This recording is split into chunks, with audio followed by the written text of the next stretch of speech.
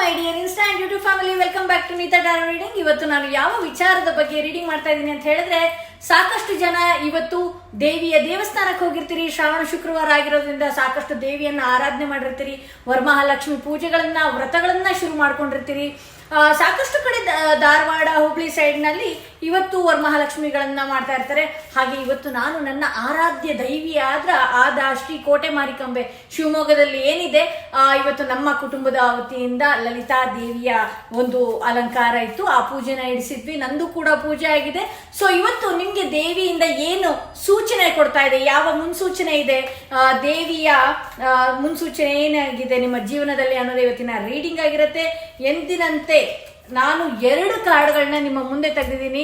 2 card, ಯಾವ card ನಿಮ್ಮ ಮನಸ್ಸಿಗೆ ತುಂಬಾನೇ ಹತ್ರ ರೆಸೊನೇಟ್ ಆಗ್ತಾ ಇದೆ, ಆ ಒಂದು ಕಾರ್ಡ್ನ ನೀವು ಯಾವ ದೇವಿಯನ್ನ ತುಂಬಾ ಆರಾಧನೆ ಮಾಡ್ತೀರಿ, ತುಂಬಾ ಆರಾಧಿಸ್ತಾ ಇದ್ದೀರಿ, ಆ ದೇವಿ ಹೆಸರನ್ನ 3 ಬಾರಿ ಹೇಳ್ಕೊಂಡು ಈ ಒಂದು ಕಾರ್ಡ್ನ ಸೆಲೆಕ್ಟ್ ಮಾಡ್ಕೊಳ್ಬೇಕಾಗತ್ತೆ. ಯಾರೆಲ್ಲ ಈ ಕಾರ್ಡ್ನ ಸೆಲೆಕ್ಟ್ ಮಾಡ್ಕೊಂಡಿದ್ದೀರಿ ಅವರ ರೀಡಿಂಗ್ ನೋಡೋಣ.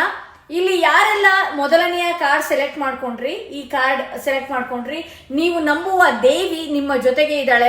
ಹಾಗೆ ನಿಮ್ಮ ಲೈಫಲ್ಲಿ ಯಾರಾದ್ರೂ ಒಬ್ರು ಕಿರಿಕಿರಿ ಮಾಡ್ತಾ ಇದ್ರೆ, ನಿಮ್ಮ ಜೀವನದಲ್ಲಿ ನಿಮ್ಮ ಏಳಿಗೆಗೆ ತೊಂದರೆ ಮಾಡ್ತಾ ಇದ್ರೆ, ನಿಮ್ಮ ಲೈಫಲ್ಲಿ ಶತ್ರುಗಳಾಗಿ ನಿಂತಿದ್ರೆ ಅವರನ್ನ ಆ ದೇವಿ ಏನಿದ್ದಾಳೆ ನಿಮ್ಮ ಜೀವನದಿಂದ ಪರಿಪೂರ್ಣವಾಗಿ ತೆಗಿತಾ ಇದ್ದಾಳೆ ಅಂತ ಹೇಳಿ ತೋರಿಸ್ತಾ ಇದೆ.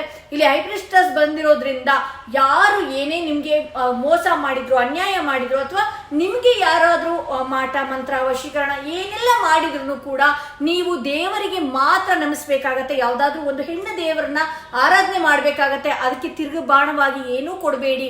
ಒಂದು ಹೆಣ್ಣು ದೇವತೆಗೆ ನೀವು ಕೈ ಮುಗಿದ್ರೆ ಸಾಕು. ನಿಮ್ಗೆ ಅವರೆಲ್ಲ ಏನೇನ್ ಮಾಡಿದಾರೆ ಅದನ್ನ ಮನಸ್ಸಿನಲ್ಲಿ ಇಟ್ಕೊಳ್ಳಿ.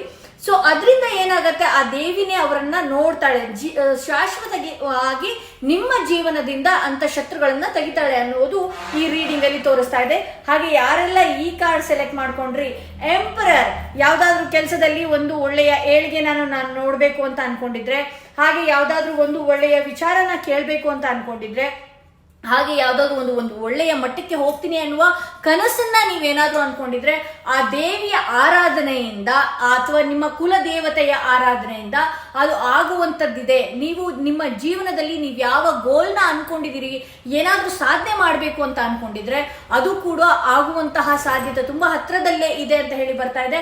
ಹಾಗೆ ಯಾವ್ದಾದ್ರು ಒಂದು ವಿಚಾರವಾಗಿ ನೀವು ಈ ರೀಡಿಂಗ್ ನ ನೋಡ್ತಾ ಇದ್ರೆ, ಎಸ್ ಅದು ಆಗತ್ತೆ, ಆಗಿಯೇ ತೀರುತ್ತೆ ಅನ್ನೋದು ಇದರ ಸೂಚನೆ ಆಗಿರುತ್ತೆ. ಹಾಗೆ ಸ್ವಲ್ಪ ನಿಮ್ಮಲ್ಲಿರುವಂತಹ ಹಠ, ಸಿಟ್ಟು, ಕೋಪನ ಚೂರು ಕಂಟ್ರೋಲ್ ಮಾಡ್ಕೊಂಡ್ರೆ, ಹಾಗೆ ನೀವು ಬೇರೆಯವ್ರು ಏನೇ ಮಾಡಿದ್ರು ರಿಯಾಕ್ಟ್ ಮಾಡದೆ ಸೈಲೆಂಟ್ ಆಗಿದ್ರೆ ಒಂದು